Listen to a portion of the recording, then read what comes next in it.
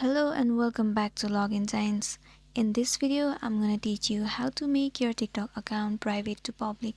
This is a very simple process, so you just need to follow these steps. So let's get into it.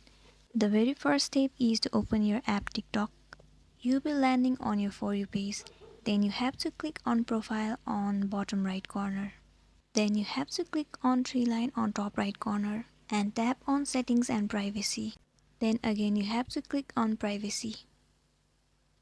Here you'll get to see the option of private account. So right now your account is on private. So in order to change your TikTok account from private to public, all you have to do is turn off this option.